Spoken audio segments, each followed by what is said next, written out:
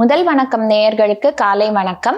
Hello doctor செக்மெண்ட்ல இன்னைக்கு உங்களை சந்திக்கிறது டாக்டர் பிரியா கல்யாணி, மகப்பேறு மருத்துவர். இப்பெல்லாம் சமீப காலத்துல எல்லாருக்கும் இருக்கிற ஒரு பிரச்சனை பார்த்தீங்கன்னா பாலிசிஸ்டிக் ஒவேரியன் சிண்ட்ரோம், PCOSன்னு சொல்லிட்டு. இது டயக்னோஸ் பண்ணுறது ரொம்ப ஈஸிங்க எங்களுக்கு. ஏன்னா நாங்கள் டயக்னோஸ் பண்ணணும்னு அவசியமே இல்லை. பேஷண்ட்டே ஸ்கேன் ரிப்போர்ட் எடுத்துகிட்டு வந்துட்டு டாக்டர் எனக்கு PCOS இருக்குது, PCOS இருக்குன்னு சொல்லிட்டு அவங்களே செல்ஃப் டயக்னோசிஸோட வராங்க. ஸோ இந்த PCOSனா என்ன? இது ஸ்கேனில் பார்க்குற பிரச்சனையா? பேஷண்ட் என்ன நினைக்கிறாங்க? நீர்க்கட்டி பிரச்சனை இருக்கு. டாக்டர் அவங்களுக்கு புரியறதுக்காக கருமுட்டை பையில நிறைய நீர் கோத்தாப்புல குட்டி குட்டியா நீர்க்கட்டி இருக்கு, ஸோ இது கரைக்கணும் அப்படின்னு சொன்ன உடனே பேஷண்டோட அம்மாவுக்கு முதல் சந்தேகம், கல்யாணம் பண்ணலாமா, அவங்களுக்கு குழந்தை பெற்றுக்கிறதுக்கான வாய்ப்பு உண்டா, இல்லை அதில் ஏதாவது பிரச்சனை வருமா அப்படிங்கிறது தான். ஸோ PCOSங்கிறது ஃபர்ஸ்ட் ஆஃப் ஆல் ஸ்கேன்ல மட்டும் கண்டுபிடிக்கிற ஒரு விஷயமே கிடையாதுங்கிறது நீங்கள் புரிஞ்சுக்கணும். ஸோ நீர்க்கட்டின்னு டாக்டர் உங்களுக்கு புரியறதுக்காக சொன்னாலும் அது ஆக்சுவல் கட்டியெல்லாம் கிடையாது. மாத்திரை மூலியமாக கரைக்கிறதுக்கோ இல்லாட்டி ஆப்ரேஷன் பண்ணி எடுக்கிறதுக்கோ. ஸோ அப்போ PCOSனா என்ன? இந்த குட்டி குட்டியாக நீர்க்கட்டி மாதிரி தெரியறது கருமுட்டை பையில் என்னவா இருக்கலாம்? அது நார்மலாக கருமுட்டை பையில் இருக்க கருமுட்டைகள் தான். பட் யூஸ்வலோட நம்பர் அதிகமாக இருக்குது. யூஸ்வலி என்ன ஆகணும், நிறைய கருமுட்டைகள் வளர ஆரம்பிக்கும் மாதம். பட் ஒன்று தான் பெருசாகி எக்கை ரிலீஸ் பண்ணும். பட் PCOSல ஹார்மோன் பிரச்சனை இருக்கிறதுனால நிறைய கருமுட்டைகள் வளர ஆரம்பிச்சாலும் எல்லாம் ஒரு லெவலுக்கு மேலே அரெஸ்ட் ஆகி ஒன்று பெருசாகி எக்கை ரிலீஸ் பண்ணுறது கிடையாது. ஸோ இது எல்லாமே நீர் கோத்தாப்புல தெரியறது அப்படிங்கிறது தான் அவங்க நீர்க்கட்டின்னு குறிப்பிடுறது.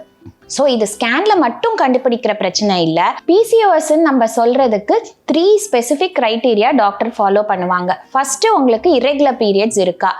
பீரியட்ஸ் யூஸ்வலி எப்படி இருக்கணும்? மாதம் வரணும். சில பேருக்கு 2 மாதத்துக்கு ஒரு வாட்டி, 3 மாதத்துக்கு ஒரு வாட்டி, ஏன் 6 மாதம், 1 வருஷம் கூட பீரியட்ஸ் வராமல் இருக்கு. ஸோ இரெகுலர் பீரியட்ஸ் இருந்துச்சுன்னா that is one important sign. ஏன்னா அதுக்கே உங்களுக்கு எக்கு மாதம் கரெக்டாக ஃபார்ம் ஆகி ரிலீஸ் ஆக மாட்டேங்குதுங்கிறதுக்கான ஒரு சிம்டம் தான். செகண்ட் ப்ராப்ளம் ஹைப்பர் ஆண்ட்ரோஜெனிசம் சொல்லுவோம். தட் இஸ் யூஸ்வலி ஆண்கள்லையும் பெண்கள்லையும் இருக்கிற ஹார்மோன் டெஸ்டோஸ்டிரோன் ஆண்களில் அதிகமாக இருக்கும், பெண்களில் குறைவாக இருக்கும். பட் இந்த கண்டிஷனில் டெஸ்டோஸ்டிரோன் ஹார்மோன் அதிகமாக நம்மளுக்கு பெண்களில் சுரக்கிறதுனால சில பிரச்சனைகள் வரலாம். அது நீங்கள் பிளட் டெஸ்ட் எடுத்து டெஸ்டோஸ்டிரோன் ஹையாக இருக்குன்னு கண்டுபிடிக்கலாம். இல்லை அது ஹையாக இருக்கிறதுனால problems like acne, that is நம்ம நிறைய பருக்கள் உண்டாகிறது, முடி கொட்டுறது, இல்லை ஆண்களுக்கு வளர்கிற இடத்துல பெண்களுக்கு முடி வளர்றது, ஹிர்சுட்டிசம் சொல்லிட்டு சொல்லுவோம். இந்த மாதிரி சைன்ஸ் எல்லாம் இருந்துச்சுன்னா அதுவும் ஒரு ஃபேக்டர். தேர்டு தான் உங்களுக்கு அல்ட்ராசவுண்ட். அண்ட் இப்போ லேட்டஸ்ட் கைட்லைன்ஸ் படி அடலசன்ட் ஏஜ்ல, டீனேஜ் ஏஜ்லலாம் ஸ்கேன் பண்ணவே தேவையில்லை PCOS டயக்னோசிஸ் அப்படிங்கிறது தான் கரண்ட் கைட்லைன் சொல்கிறாங்க.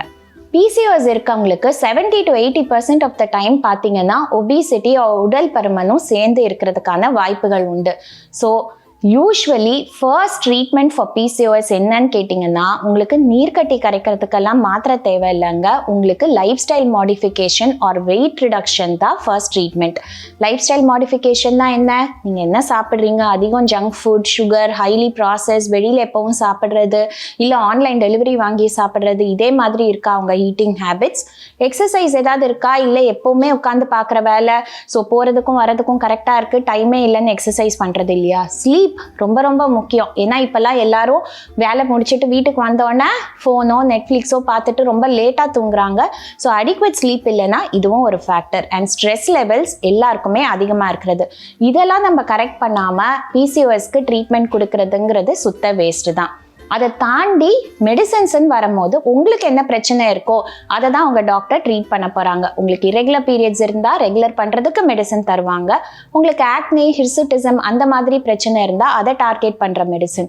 பேபி நிற்கிறது உங்களுக்கு டிலே ஆகுதுன்னா கருமுட்டை வளர்ச்சி தூண்டுதலுக்கான மெடிசன். ஸோ உங்களுக்கு என்ன சிம்டம் இருக்கோ அதுதான் உங்கள் டாக்டர் உங்களுக்கு அட்வைஸ் பண்ண போகிறாங்க. ஸோ இன்னைக்கு PCOS பற்றி பார்த்தோம். நாளைக்கு இன்னொரு டாப்பிக்கோட உங்களை சந்திக்கிறேன்.